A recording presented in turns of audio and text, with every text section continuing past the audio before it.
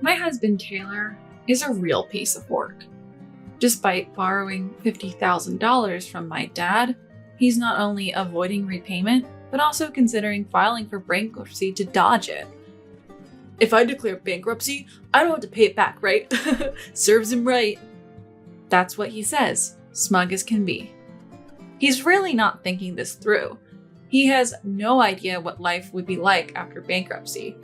I'm Michelle, 32 years old. Taylor and I have been married for 5 years, and for better or worse, we've led an average life together. We don't have kids, so we have a dog instead. We mostly spend our time with each other and our furry friend. Seeing our families is rare since they live far away.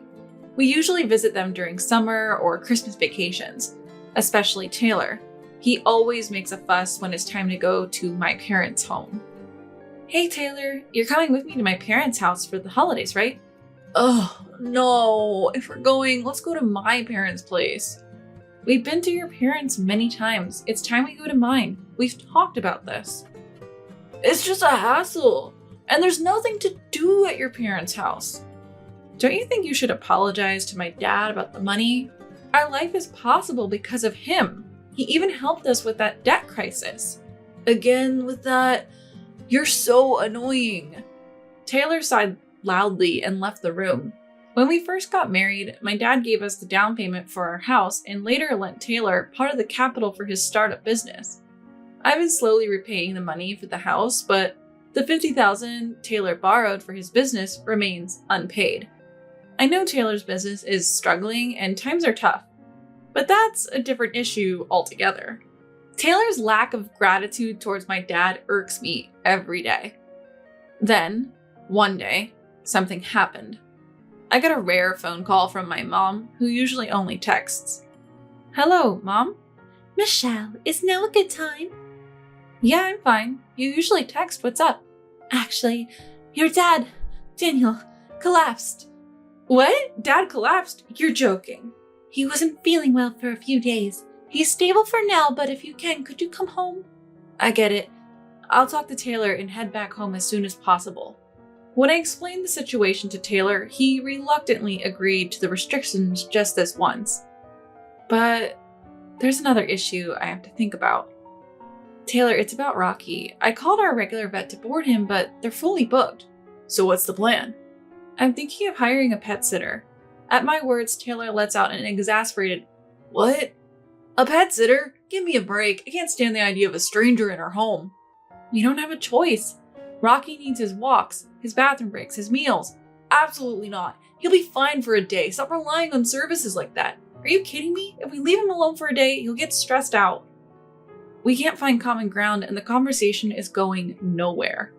When Taylor seemed to have an idea and exclaimed, "Ah, I've got it. I've thought of something great." What is it? Why not ask Isabella? Why would Isabella be involved? She just got divorced, right? And she's been complaining about not having work. Let's ask her to take care of Rocky while we're gone as a part-time job. Honestly, I absolutely don't want that. Last time Isabella visited, money disappeared from my wallet. I'd withdrawn $300 that morning, and by the time Isabella left, it was gone. Taylor dismissed it when I told him, saying it must be a misunderstanding. Since I had no concrete evidence, I couldn't do much. But I was certain it was Isabella. I didn't trust her, and didn't want her in our home.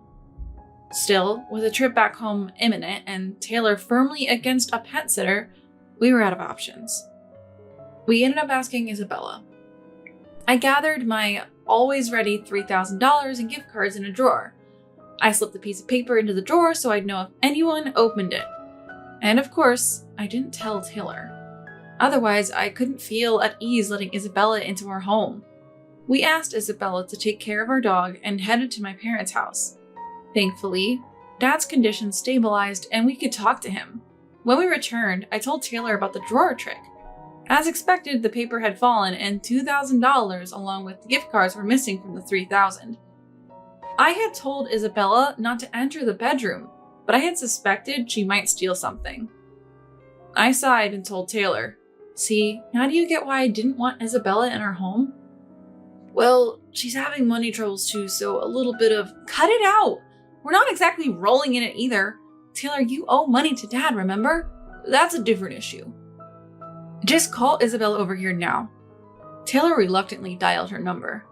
When Isabella arrived and we confronted her about the money, she admitted to everything. This time, and the previous time, with my wallet. She promised to pay it back and we let her go, but my anger hadn't subsided. Taylor then sat down next to me. If he is, I'll make sure Isabella doesn't come around anymore. But what Taylor said next was jaw-dropping. Michelle, you're surprisingly mean-spirited. What? Setting up a trap like that for Isabella isn't something a grown adult should do. Wait a minute. Are you taking your own sister's side even after all this? Isabella's in the wrong too, but what really turned me off was how you doubt your own family and set up such an elaborate scheme. Don't joke around. If you'd believed me about her stealing money last time, maybe we could have prevented this. Just like you don't want the pet sitter in our house, I don't want Isabella in our house. Wow, so narrow-minded. What? Don't you have anything else to say before blaming me? It was like he was saying it was my fault for setting up a trap to catch Isabella, who had stolen twice. I was angry and frustrated. After that, Taylor's and my relationship started to deteriorate, with more and more days of not speaking. The tipping point came when Taylor handed me a piece of paper after returning from work. What's this? You know what it is. Divorce papers. You want a divorce. I've had enough of you over the Isabella thing. I don't want to be with you anymore. There's no point in being married. Let's divorce. This happened because of your sister, you know. Don't shift the blame onto me. I don't even want to talk about it anymore. Just sign it. No discussion, just Taylor pushing his own viewpoint. I grew disgusted with him and agreed to the divorce. It's clear Taylor will keep taking Isabella's side in the future, so I figured it was best to cut ties with him sooner rather than later. A few days later, the divorce went through. We sold the house we'd lived in for 5 years and fairly divided our assets. I told Taylor to use that money to keep making monthly payments on his debt to Dad, and he agreed. And so, our married life came to an end. Months later, Dad passed away from illness. And just like that, I inherited the right to collect Taylor's debt repayments. But the following month, Taylor fell behind. I did a little digging through mutual friends and found out his business was failing. He did say he was struggling with the company just before we divorced. Well, maybe I'll give him a break. Since I knew Taylor was struggling, I decided to wait 1 more month. But when there was still no transfer from Taylor, I lost patience and called him. Hello, it's Michelle. What's up, Michelle? What do you need? What do you mean, what do I need? It's about repaying Dad. You haven't paid since last month. Oh, is that all? Well, I'm not paying anymore. Excuse me? Caught off guard by his unexpected response, my thoughts freeze for a moment. Taylor, without any remorse, continues. Why should I? My father-in-law's dead, right?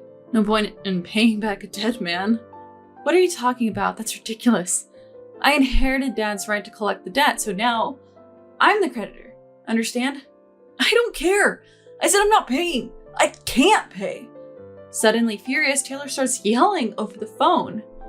I'm struggling with my business too, you know. Why should I repay a debt to a dead person? It's a waste of money. Don't joke around. How can you even say that? Your current business exists because of Dad. Yeah, sure. He helped back then, but he's dead now. Only you would benefit if I repaid the debt, so why would I do that? At that moment, rage surged through my veins. Our parting wasn't amicable, and I know about the current economic situation. If only he would sincerely apologize for the delayed repayment. But he's showing no remorse, let alone an apology. Worse still, he seems to think he's off the hook for repayment now that Dad is gone. I'm infuriated by Taylor's convenient thinking. I won't let this go. He will repay every penny. Determined, I reply in a stern voice. Just to clarify, Dad's death doesn't absolve you from repayment. Annoying, Taylor muttered irritably. I told you, only you benefit from me paying back. There's no way I'm paying back $50,000. All right then, I'll take appropriate measures. Is that okay? Suddenly, Taylor erupts in laughter on the phone. Then I'll just file for bankruptcy. Bankruptcy? Yeah, if I file for bankruptcy, I won't have to pay back anything. Serves you right. You think that will save you? You'd better repay. You're just trying to get money out of me. I can't possibly pay back that amount. So, you never intended to repay it? If the business had gone well, sure, I would have paid, but it didn't. Not even sorry towards Dad. Why should I apologize to a dead person? Both you and your sister are irresponsible with money. Disappointing. See what you want. I've got my trump card. Bankruptcy. Fine. Go ahead and file bankruptcy, but you'll regret it. Thanks for the advice. Bye. With that, he happily hangs up the phone. Taylor seems to think that filing for bankruptcy will free him from his debt, but he fails to consider the downsides that come with it. If declaring bankruptcy wiped out all your debts, everyone drowning in debt would be doing it, happy as a clam. I have a friend who had to declare bankruptcy because they co-signed a loan once. It was a heart-wrenching process. I saw the struggle up close, so I know how tough bankruptcy can be. That's why I decided not to tell Taylor about it. Later, it seems Taylor really did go through with the bankruptcy process. I got a text saying, "Debts are gone. Serves them right." I didn't reply. I just waited to see how things would play out, pretty much expecting Taylor to self-destruct. A few weeks later, just as I expected, a desperate call came in from Taylor. "Michelle, please help me." "Long time no see. What's up?" "I'm screwed. Yeah, I get rid of my debts, but now I can't even live a normal life." "Oh, that's unfortunate." "Unfortunate? You don't get it. I'm really in trouble here." "Well, declaring bankruptcy is a last resort only for those with no other options." "What?"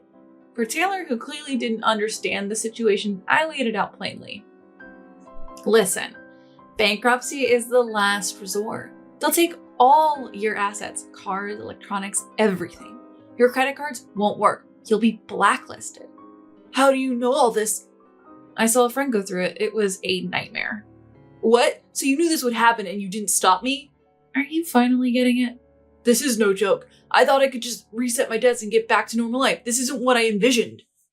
Not my problem. It is your fault. If you told me how hard bankruptcy is from the start. At this point, Taylor was trying to shift the blame, so I gave him a reality check. Don't you get it? You made the choice without doing any research. Even after I warned you, you made your bed, now lie in it. And you're asking for help now? That's pretty cheeky. I'm your ex-husband in need, isn't that enough? Ex-husband? You didn't even show up to Dad's funeral, and you've never been grateful for anything. Why would I help trash like you? Karma's a bitch, isn't it? Trash? Who are you calling trash? Just to make it clear, you're in a really bad spot right now. Don't expect to live like you used to. Bankruptcy doesn't offer a bright future. You chose this path. Now live with it for the rest of your miserable life, you damn fool. I let out all my pent-up frustration and hung up the phone. Immediately blocked the number and blocked on social media. And that's how I finally cut off all ties with Taylor. As for him, word has it that he's living a pretty miserable life. He thought he could just wipe the slate clean with bankruptcy and start fresh. He may have acted like he had it all together, but reality isn't that kind. Since he's on the blacklist, he obviously can't get a loan for anything. On top of that, it seems he owed a lot of money to his friends and he hasn't paid them back. He's been contacting other friends to borrow money, but no one will lend him anything now that they know his situation. In fact, almost all his friends have cut ties with him and it seems he's living a lonely life now. It's nothing less than poetic justice. As for Isabella, it turns out she wasn't just stealing from me, but also from her friends. Apparently, she was recently arrested by the police.